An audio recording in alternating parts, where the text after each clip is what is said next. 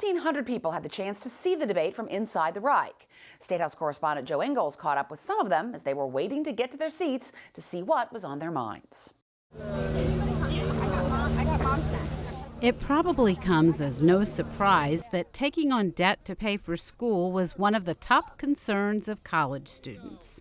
They say it holds them back from being financially independent once they graduate. I think honestly it's such a burden on people, and having that stress and that anxiety about how they're going to pay that next bill. For some, it's not just a problem after graduation, and at least one state lawmaker in line with them said they made an impact. Some of my actually close friends have had to drop out because financial debt has been too much for them. I got to talk to a bunch of these wonderful young ladies from Otterbein who said, well, we've got some high student debt. Some of that student debt is a car payment. Why should we have that? Students also wanted to hear how the candidates were going to combat climate change and reform immigration policies. Older attendees say they wanted to hear how the candidates would deal with issues that affect women and minorities.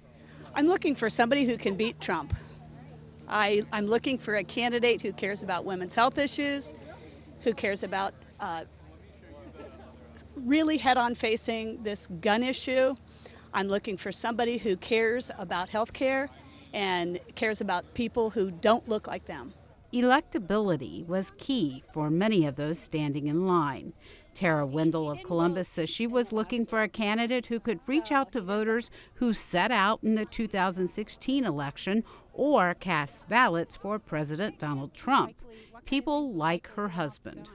Well, he said, I don't want anyone that gives away everything. I just want someone that's, moderately sensible and thinks the way I think. So that's a frightening thought sometimes.